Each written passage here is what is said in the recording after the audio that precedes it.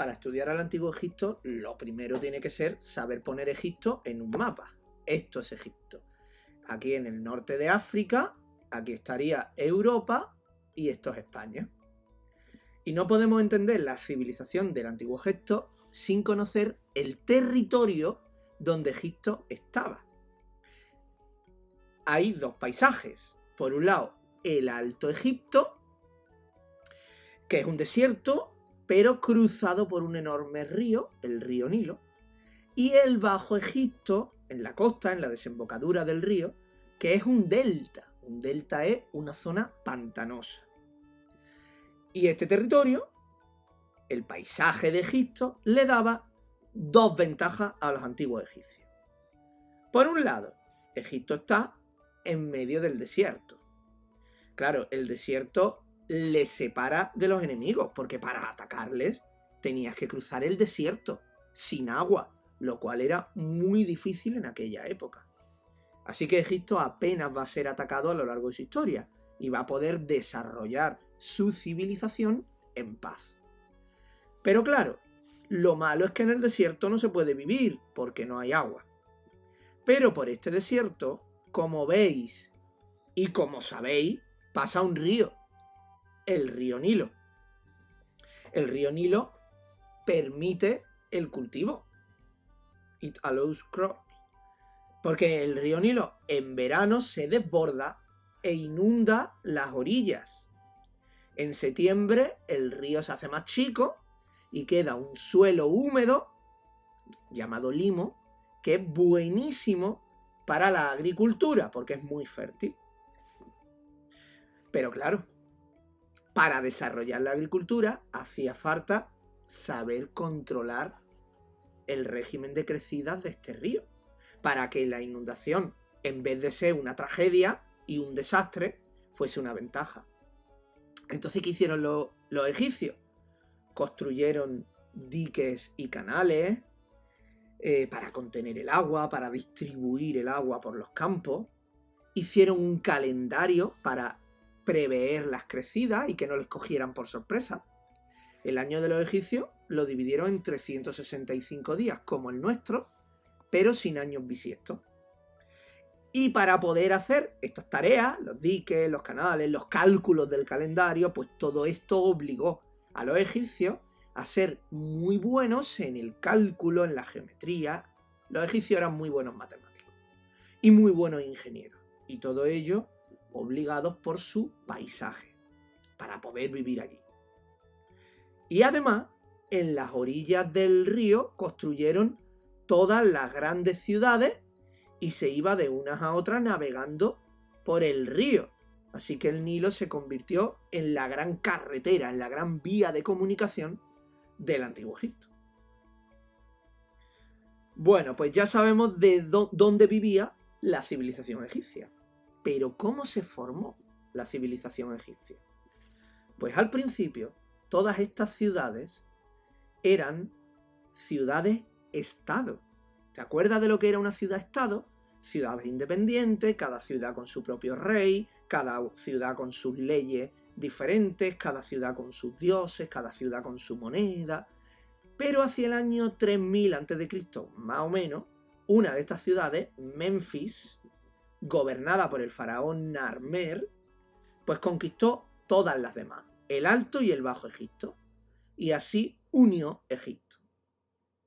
Así que Narmer fue, digamos, el primer faraón que inició una serie de dinastías, de familias, de reyes, que reinaron en Egipto durante unos 2500 años. Narmer fue el primer faraón, pero ¿qué es un faraón? El faraón era el rey del Antiguo Egipto, pero un rey que tenía un poder absoluto, un poder total. No se le consideraba un hombre como todos los demás. Él era un dios que había bajado a la tierra. Así que como era un dios, era el jefe de los sacerdotes, o sea, era el jefe religioso. El faraón era la ley y la justicia, o sea, él hacía a su gusto las leyes y él juzgaba y condenaba a los que no cumplían las leyes. También era el jefe del ejército y de los funcionarios. O sea, en cada provincia de Egipto, los gobernadores hacían cumplir en su provincia las órdenes del faraón. O sea que el faraón tenía el poder militar y el poder administrativo. Y finalmente, el faraón era el dueño de las tierras. Así que el faraón tenía poderío económico. Un poder total y absoluto. Hubo 3 etapas en el poder del faraón. Los primeros faraones tenían la capital en esta ciudad, Menfis, y reinaban solamente en Egipto. Esta es la época que se llama Imperio Antiguo. Después vino una época de crisis, y cuando pasó la crisis, los nuevos faraones tenían la capital de Egipto en Tebas, en esta ciudad de Tebas, y además conquistaron Mesopotamia. Esto es lo que se llama el Imperio Medio. Después vino otra época de crisis, segundo periodo intermedio, y después de esta otra época de crisis, volvieron a conquistar Mesopotamia otra vez, que es el Imperio Nuevo. Finalmente, los egipcios fueron conquistados por el Imperio Persa, primero, luego por los griegos de Alejandro Magno y finalmente por los romanos. Pues ya sabemos dónde estaba Egipto y quién mandaba, que era el faraón. Pero ¿cómo se vivía en el antiguo Egipto? Pues depende si eras noble, si eras campesino. La clase social superior eran los privilegiados. ¿Privilegiados quiénes eran? Los nobles, que eran ricos.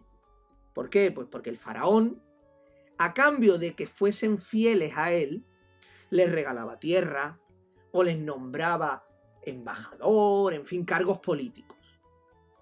Privilegiados eran también los sacerdotes, priests, que dirigían los ritos religiosos, practicaban la ciencia, dominaban la escritura, administraban las tierras del templo. Los escribas también eran muy importantes, porque eran los únicos capaces de calcular y estaban muy bien pagados y tenían privilegios. Pues todos ellos, todos estos privilegiados, normalmente vivían en las ciudades. En las ciudades egipcias, las casas estaban hechas de piedra y de ladrillo, con varias habitaciones. Las fiestas eran muy habituales, comían aves, verduras, fruta. La ropa también era muy ligera, en Egipto hace calor, pero usaban joyas, perfumes. Ya fuera de los privilegiados, en el pueblo llano no privilegiado de Egipto, encontramos a un gran número de mercaderes y artesanos que vivían en las ciudades, igual que los faraones, los nobles, los sacerdotes y los escribas. Pero, sobre todo, los campesinos eran la mayoría de la población. Los campesinos vivían en pequeñas aldeas donde trabajaban la tierra de cultivo y tenían que dar una parte de la cosecha a los funcionarios del faraón y además trabajar gratis en la construcción de las pirámides, en la construcción de los templos de los dioses. Así que las pirámides no las construían los esclavos, como se suele pensar. Los construían los campesinos, como una especie de impuesto que pagaban, en vez de en dinero, en horas de trabajo. Y es que el número de esclavos en Egipto era muy pequeño. Apenas había guerras, que es donde se capturan a los esclavos. Las casas de los egipcios eran de adobe, o sea, de ladrillos de barro secado al sol. Tenían un solo piso y el techo plano. Y en el techo era donde se trabajaba, donde se dormía, era la sala de estar. Es que en Egipto hace calor. Había pocos muebles, una esterilla para dormir, un candil con una velita para iluminarse. La ropa, pues era un trapo anudado a la cintura, que hace calor en Egipto.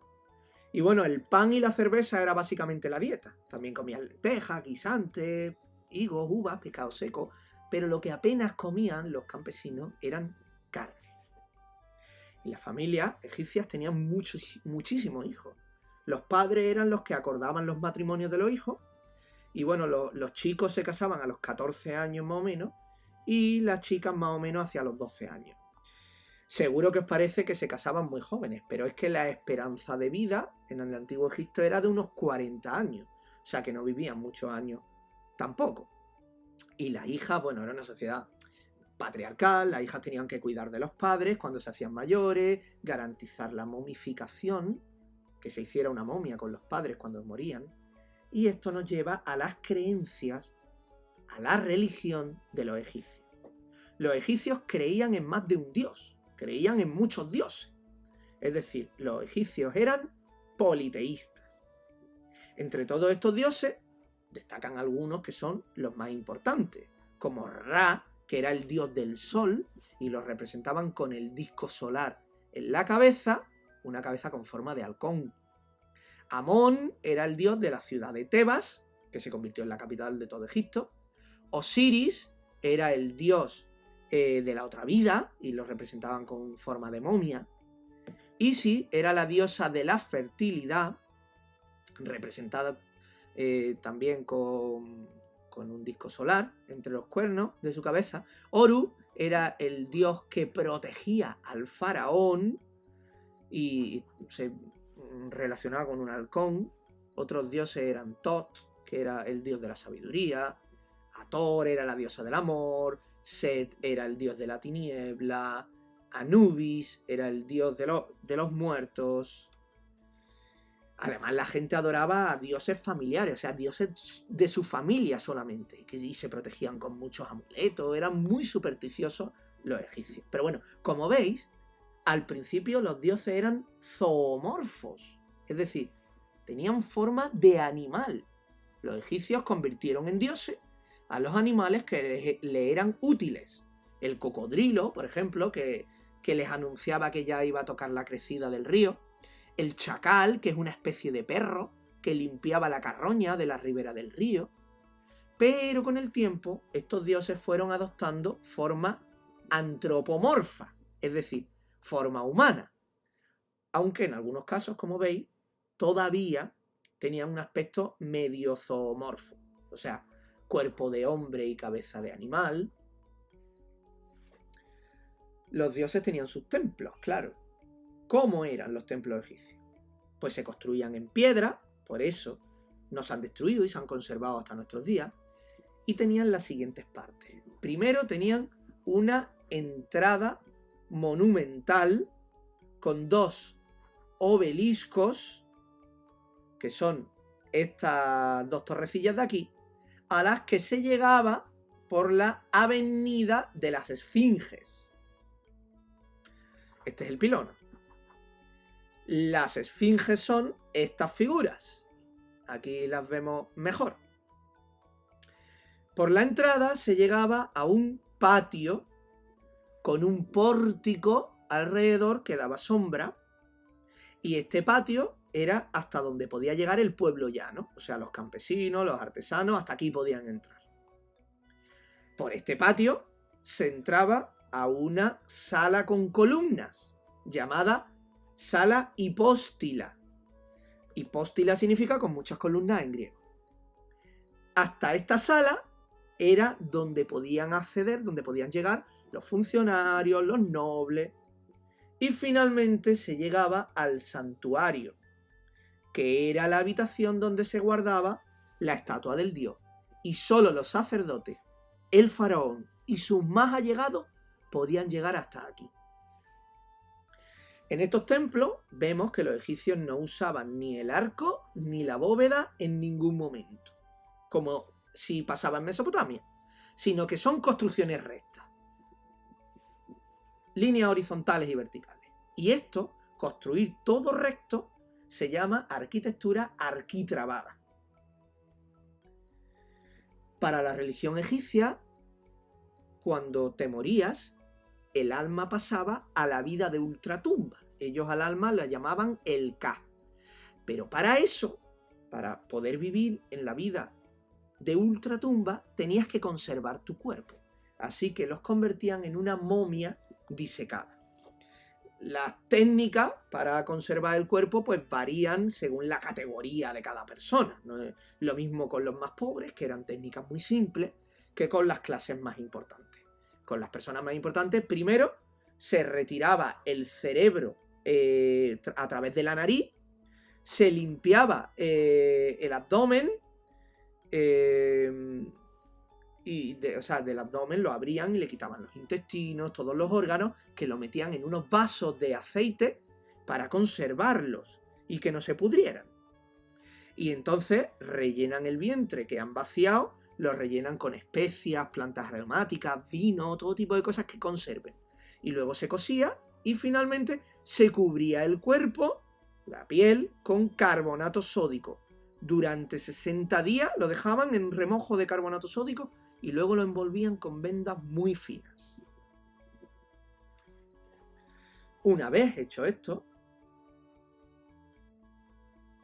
el cuerpo se depositaba en la tumba con ricos ajuares de cosas para que los muertos lo usaran en la otra vida.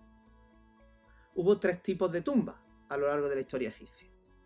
Las primeras fueron, como vemos aquí, rectangulares, de poca altura, con forma como de pirámide interrumpida, truncada, que es lo que llamamos mastabas.